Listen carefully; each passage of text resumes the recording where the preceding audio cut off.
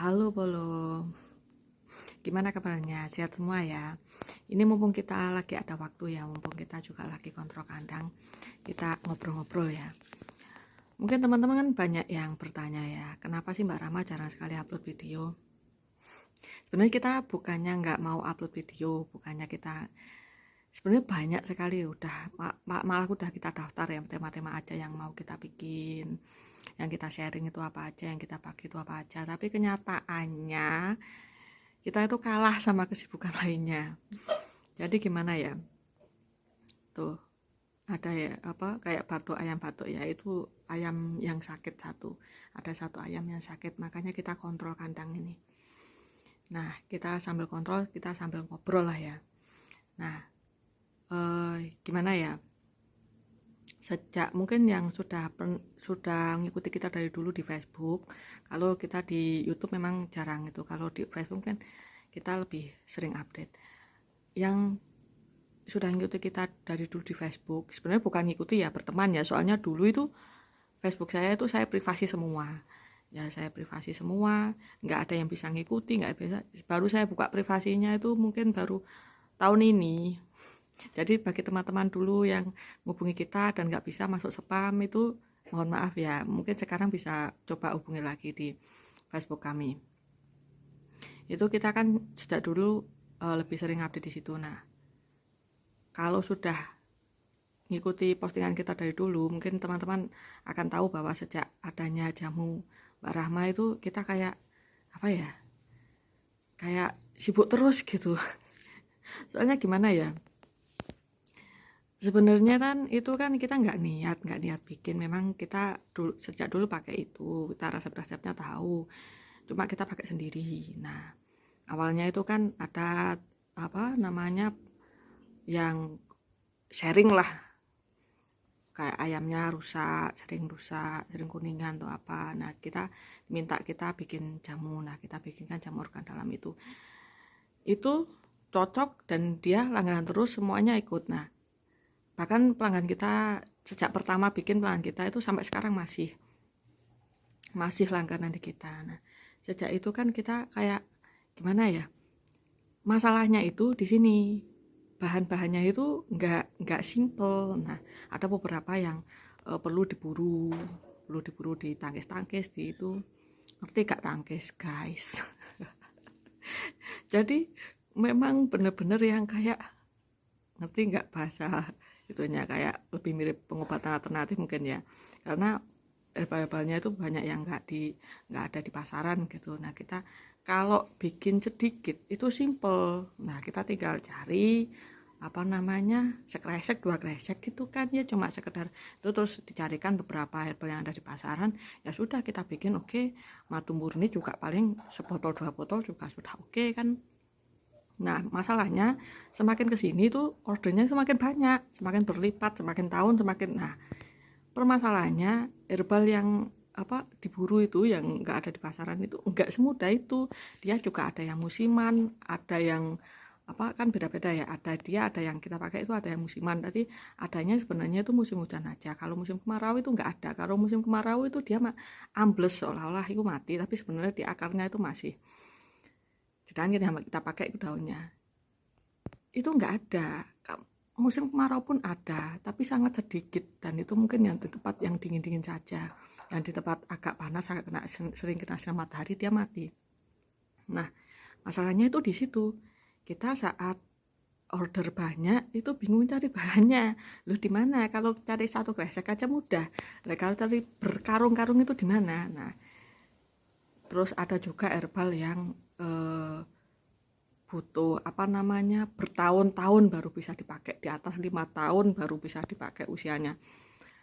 Kalau cuma setahun 2 tahun itu nggak ada sarinya, nggak ada itunya, nggak ada apa namanya bahasanya, nggak ada entiknya atau apa namanya, ya nggak bisa dipakai lah, intinya nggak bisa dipakai. Harus di tanah yang dia hidup, di tanah yang di atas 5 tahun. Nah, itu cari barangnya juga susah. Nah, kalau banyak juga susah. Itu ya yang herbal saja. Masalah madu jadi permasalahan. Kalau ordernya dikit ya, dulu masih awal-awal ya mudah kita cari, ibaratnya cari madu murni itu susah loh. di pasaran itu kenyataannya kan madu-madu itu madu apa namanya, ketemu yang olahan aja udah bagus sih ya kan. Ya rata-rata udah dimasak sih, udah dicampuri, tapi yang ketemu yang campurannya dikit itu udah bagus. Cari yang murni itu susahnya minta ampun.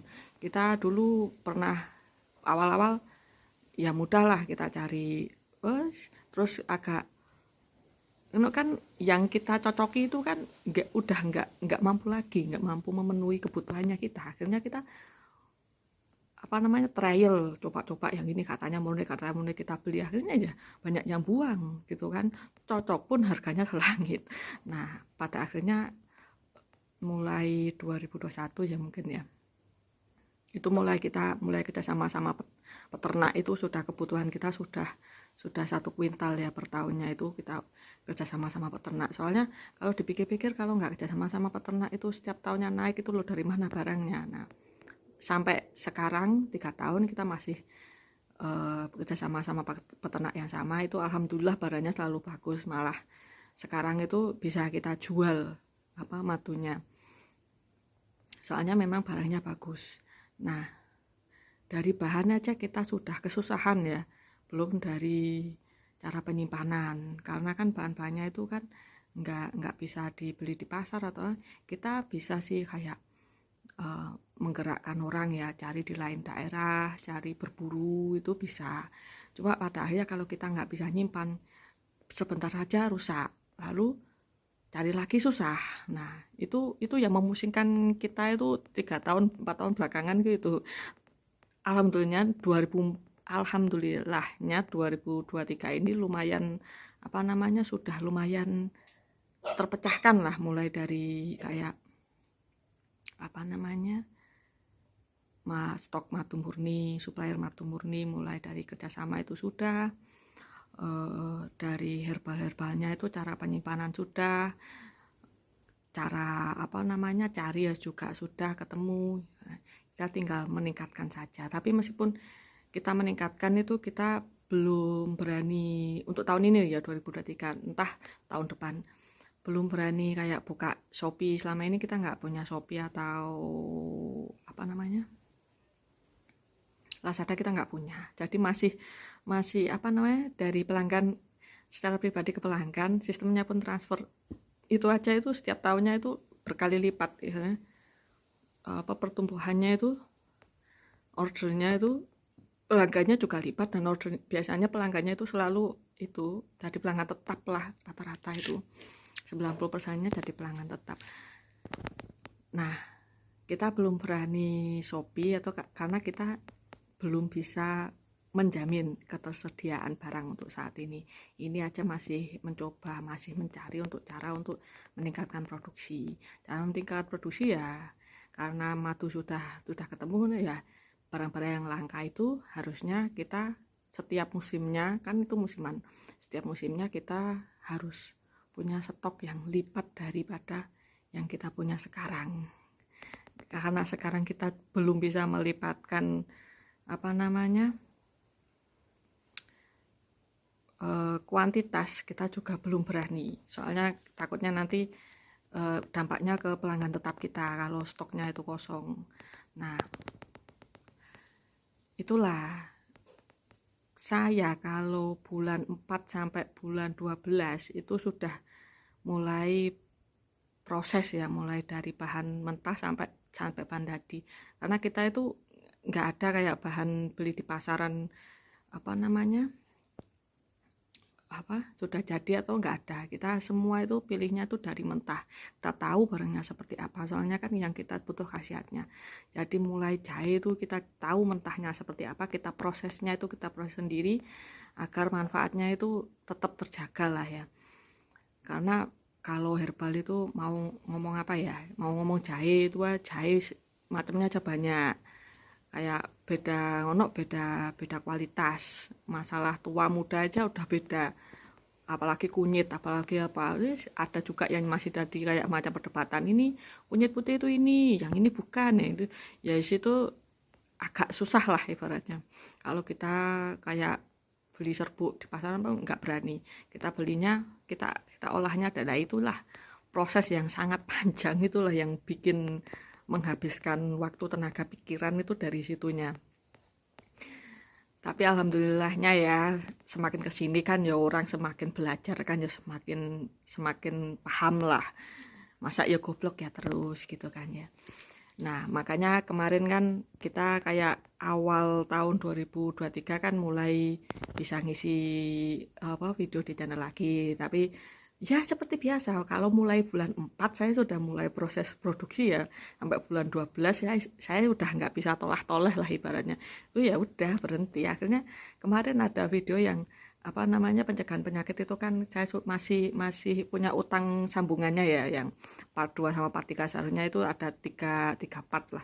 Itu ya belum bisa ngerjakan sampai sekarang. Belum ada waktu. Soalnya kalau kita bikin video itu gimana ya?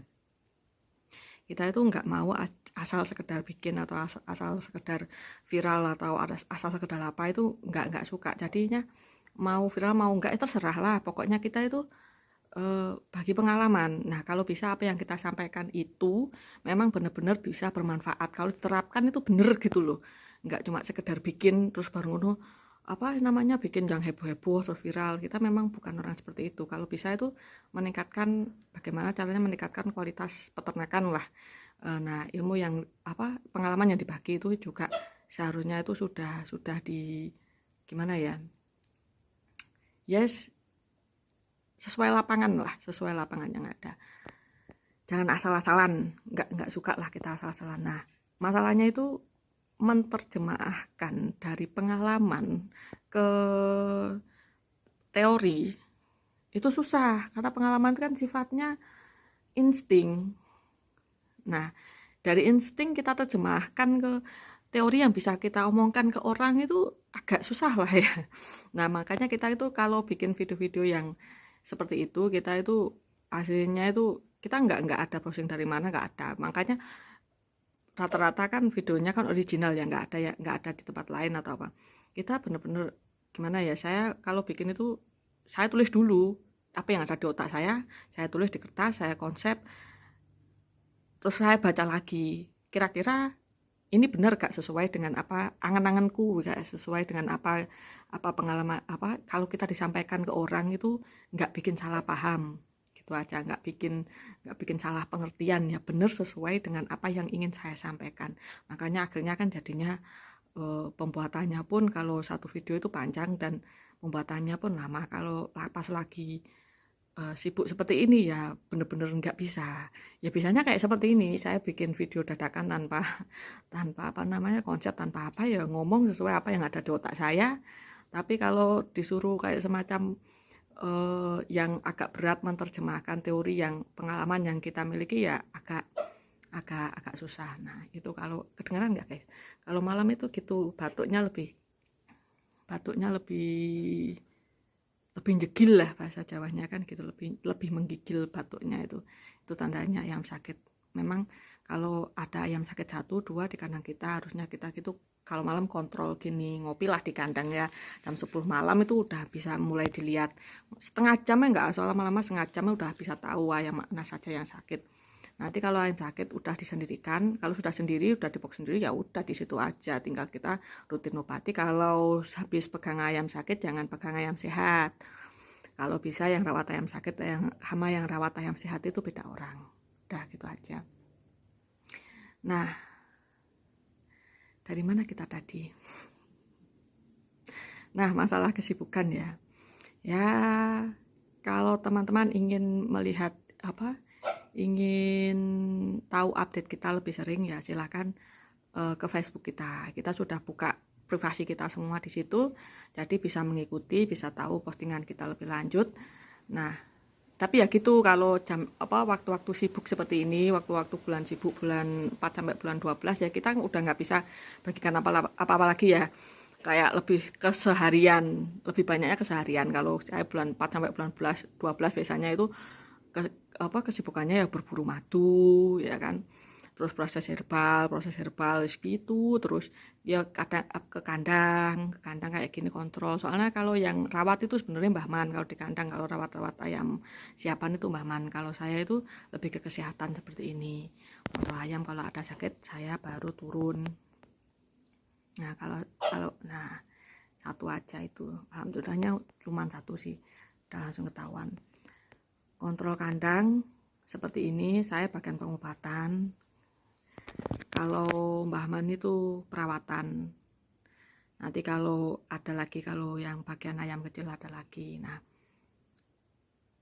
begitulah. Semoga teman-teman selalu sehat, dan semoga kita juga nanti kita ketemu lagi kalau bulan, insya Allah saya kalau bulan 1 sampai bulan 3 itu biasanya cenderung longgar. Nanti kita kalau untuk yang berat-berat kita urusi videonya bulan-bulan itulah ya, insya Allah semoga kita bisa. Tapi kalau sebelum itu saya bisa ngerjakan ya alhamdulillah kan ya. Nah, sampai jumpa semuanya, semoga sehat selalu, salam seduluran.